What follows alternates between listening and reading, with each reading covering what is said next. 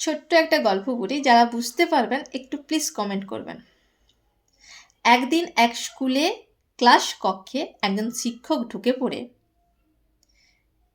একজন ছাত্রীকে বলল, রিনা তুমি দাঁড়িয়ে পড়ো। রিনা দাঁড়িয়ে পড়ল এবং সে জিজ্ঞাসা করলো, কি হয়েছে স্যার? তখন শিক্ষক বলল, তুমি ক্লাসরুম থেকে বেরিয়ে যাও। তখন রিনা বলল, কেন স্যার, আমার অপরাধ কি ক্লাসরুম থেকে বেরিয়ে যাব? তখন শিক্ষক বলল, তর্ক না করে ক্লাসরুম থেকে বেরাও। রিনা ক্লাসরুম থেকে বেরিয়ে গেল।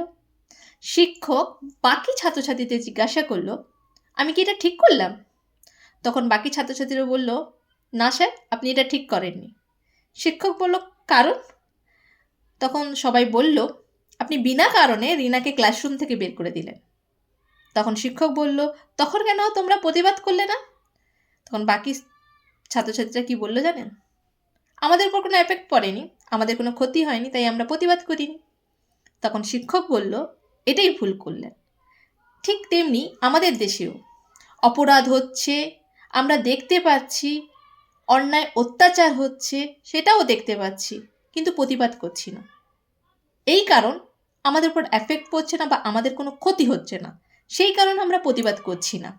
অপরাধ হচ্ছে, অপরাধী শত শত জন্ম নিচ্ছে, কিন্তু তবুও আমরা চোখ বন্ধ করে রেখেছি।